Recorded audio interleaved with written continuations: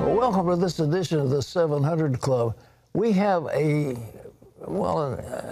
impaired president in charge of this nation. He calls the vice president, President Harris.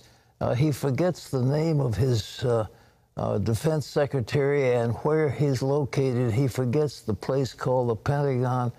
And so the nations around the world are saying America is in crisis, and we are going to take advantage of it. Vladimir Putin is challenging our president to an online debate after Biden called him a killer. China is launching repeated cyber attacks against U.S. computer systems, and its military is encroaching into the South China Sea while carrying out threatening flyovers over Taiwan. North Korea is restarting its nuclear weapons program, and Iran is once again enriching uranium to build nuclear weapons. And the question we have to ask ourselves today, is our president strong enough to handle these explosive issues? And my answer to that, unfortunately, is no, he's not. And they realize it, and our enemies are going to go after us in all fours. As I recall, the head of the FBI said about every 10 hours, there is another attempt of cyber espionage coming out of China. You see, if they can cut off our power grid, if they can disable our internet system, they could cripple us, and they know that. But they also know that if they go after Taiwan, we won't defend it. If they decide from China that they will invade Taiwan, what will we do? If the North Koreans decide they want to launch a nuclear weapon, what are we going to do? If the South China Sea is closed off to the Japanese and our allies look to us, do we have the resources and the strength to do it? And regrettably, the answer is maybe not. So I just call on everybody who watches this program, you'd better pray for this nation because your lives may be at stake. Now, turning to the Middle East, on top of all this, the Israelis are voting again today for the fourth time in 2 years. And joining us now from Jerusalem on more on the elections is our Middle East Bureau Chief, Chris Mitchell.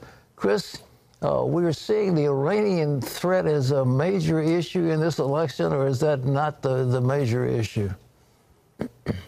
Well, I should say right now, Pat, I think there's three main issues, certainly COVID, the economy, but certainly Iran. And Iran actually plays to Benjamin Netanyahu's strength. He is kind of leading in the polls right now, just barely, possibly putting together a coalition government. He's been the one that's been standing up to Iran, certainly Iran's influence in Syria, and add to the mix Turkey. And you hear all these threats around the region. And a lot of Israelis right now want change. You know, there's sort of this anybody but Bibi. He's been in office nearly 12 years. But the question a lot of Israelis have to ask right now, do you want to change the leadership right now with all these threats? Iran attacked an Israeli ship last month. And then the U.S., speaking of weakness, may re-enter the nuclear deal. And so his experience right now may be a major factor today in these elections. We'll know more later. Chris, let me ask you, I asked before this, I'll ask you again, do you have any feeling, any prognostication? It looks like the Likud will come out as the winner in the parliamentary election. Am I right there? I would say so. Certainly, they're going to be the major party. I mean, in all of the polls, they're leading by maybe 10 seats or more. But I would say right now, my prognostication would be that maybe they can squeak out the ability to have a narrow coalition. The magic number, Pat, we've talked about this before, is 61 seats. Right now, maybe a week or so ago, they were hovering around 58 or 59 seats. The latest trend is that maybe he can get to 61 seats, meaning that he can put together a coalition together of right-wing parties without having to count on any of the left-wing parties. One key factor has been the Arab vote. That is very important, and he's been courting the Arab vote.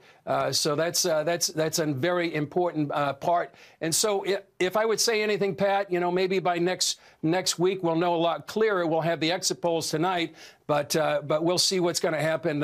But I would give the edge right now to Netanyahu. And, Pat, I want to remind you that the polls close right now at 10 p.m. Israel time, and we're going to be providing live coverage of today's historic election and analysis when the exit polls are revealing. That'll be at 10 p.m. That'll be at 4 p.m. East Coast time across the CBN News platforms. And we're going to have Danny Danone. He's Israel's former UN ambassador. And we're going to have John Wagi, who's been covering Israeli elections almost as long as U.S. elections. Well, Chris, thanks for that and your prognostications. Well, folks, in another news, a blatant power grab. That's what Republicans are calling the push to make Washington, D.C. the 51st state. Now, can the Democrats pull this off? John Jessup has more. Thank you, Pat. Republicans and Democrats clashed over whether Washington, D.C. should become the 51st state. It is a political battle that's been brewing for decades, gaining momentum in recent years. CBN's Jenna Browder explains how D.C. statehood could tilt the nation's balance of power. Taxation without representation. That's what D.C. license plates famously read. And now with some renewed enthusiasm, Democrats are hoping to change that by making D.C. its own state.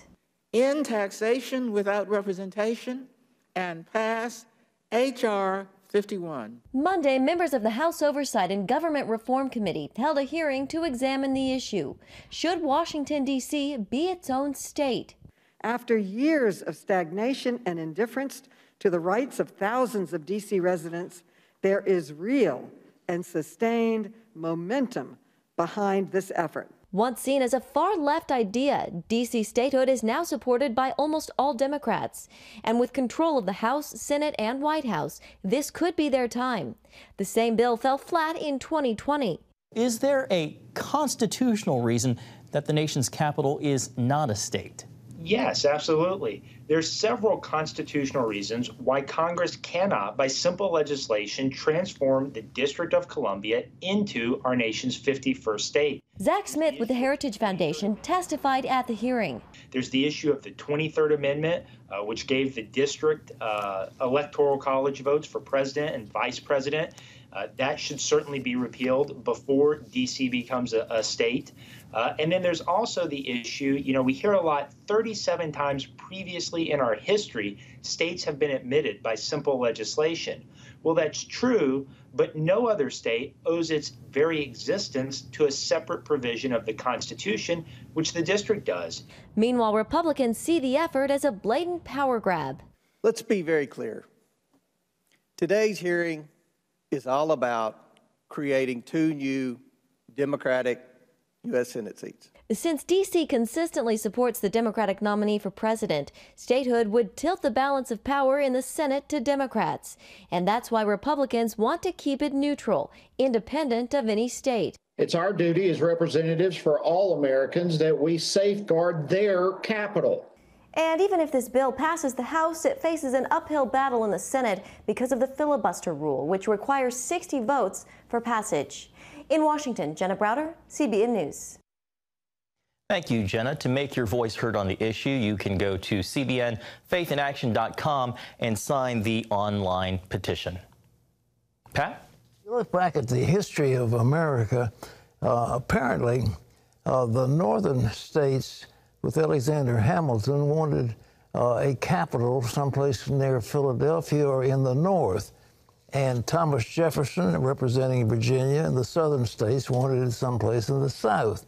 And so they were walking together in Washington one evening, and they said, look, Jefferson said to Hamilton, look, we'll make a compromise, and we'll set up this territory on the edge of Virginia going north, and this will be our capital, and it's called the District of Columbia, and that's where the D.C. comes from. And it was an agreement between these 2 gentlemen to have a separate thing. Now, the state, the name of the city there is Washington, So it's Washington, D.C., Washington in the District of Columbia. And it goes against history. It was never intended in those early negotiations that this should be another state. It was a compromise, a small territory that would allow the capital of the United States to be not too far to the north and not too far to the south, but in the middle. That's what it's all about. And the idea of making that thing a state, giving 2 more senators to them, and then the next thing would be Puerto Rico making that a state and getting 2 more senators. So now you'd have 4 senators, and you would flip the balance of the Senate forever. And it's just not something that ought to be done. John? Pat, turning to the White House, where the Biden administration reportedly is putting together a multi-layered infrastructure and economic package. The potential price tag, $3 trillion. The first part, a plan to rebuild roads, bridges, and other infrastructure that includes climate change in line with campaign pledges.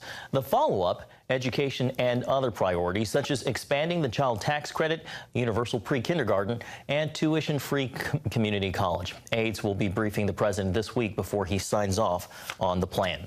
Well, Colorado officials still are seeking a motive in the shooting that left 10 people dead in a Boulder grocery store Monday. The suspect is in custody. The shooting started in the parking lot of the King Soopers before the suspect went inside. Dozens in the store ran for their lives, taking cover. One shopper described himself, quote, as a sitting duck. About an hour later, police emerged with a bloody, shirtless man in handcuffs. The officer who died, Eric Talley, was an 11-year veteran of the Boulder Police Department. Officer Talley was the father of 7. Well, questions now about research backing the AstraZeneca vaccine this morning. An independent monitoring board telling U.S. health officials the company may have included outdated information from its trial. The National Institute of Allergy and Infectious Diseases is urging the company to review its data and make available the most accurate and timely data on effectiveness as soon as possible. Well, as the pandemic marched across America early last year, much of the nation shut down, including schools and sports activities. The result? A mental health crisis among children. CBN's Charlene Aaron shows us how one group is enlisting churches to help kids in their communities re-engage. From disorganized virtual learning to no activities like proms and after-school sports, COVID-19 has disrupted basic rights of life for this young generation, leaving many with mental and behavioral issues that could linger well after the virus is gone. I think about the price so many of my grandkids and your kids are going to pay for not having had the chance to finish whatever it was. That graduation where you didn't get to walk across the stage, I think they're going through a lot, these kids. The president isn't alone in that assessment. It's awful, and it's universal. There's an increased incidence of anxiety disorders, depression, suicidal ideation. Kids often don't know how to manage the anxiety that they feel. An impact psychiatrist, Dr. Daniel Amen, says isn't going away anytime soon. We're going to feel the reverberation of the pandemic for at least a generation of children and teenagers. Lockdowns and social restrictions have basically crippled many youth sports organizations, leaving activities in some states canceled for the past 10 months. While some youth sports are finally starting back up, a new study reveals 3 out of 10 kids won't be returning to the lineup. The difficulty has been there. We know that when kids are playing video games at home instead of out exercising and interacting with other kids, it can be detrimental to their health. The group Upward Sports helps local churches set up sports leagues in their communities. Executive Director Kevin Drake told CBN's Prayer Link how sports often serve as a physical and emotional outlet. Kids need structure, and we know that when kids are together and in organized sports, that it brings that discipline and structure for them. Drake emphasizes a key part of the equipment list. Our number one goal is to share the gospel of Jesus Christ with people who need it. And so you put the power of sharing the gospel with the ability for churches to partner in their communities to bring kids back together for sports. Meanwhile, with COVID vaccinations happening across the country, President Biden is pushing to reopen public schools in the next few months. Yet, like with much of the pandemic, it is unclear when youth sports or anything else will return to normal. Charlene Aaron, CBN News. Thanks, Charlene and Pat. Many hoping and expecting a return to normal soon. Well, they talk about normal, whatever it is. We'd love to see it. But I tell you, the reaction to this COVID thing has been worse than the COVID. COVID is bad, but the truth is we probably kill more people on the highways every year than have died from COVID. But that's not the thing. We're not shutting down automobiles or vehicles, but we shut the whole economy down. It was a tragic blunder. And what needs to be done, and they should have done, was to isolate the vulnerable population, whether it's the elderly or people with pre-existing conditions or whatever it is, to isolate them and let everybody else go free. Instead of that, state after state have shut their economies down, and it's ruining them. Especially, you look what's happening in New York, you look what's happening in California particularly. It's just been horrible. But what it's doing to the children has been catastrophic.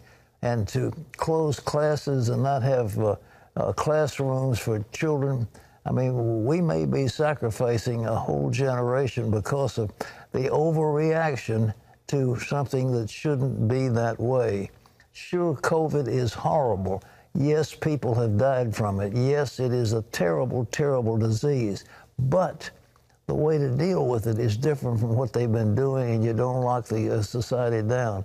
The governor, DeSantis in Florida, has shown the way, and we salute him for what he has done. And they have got the answer.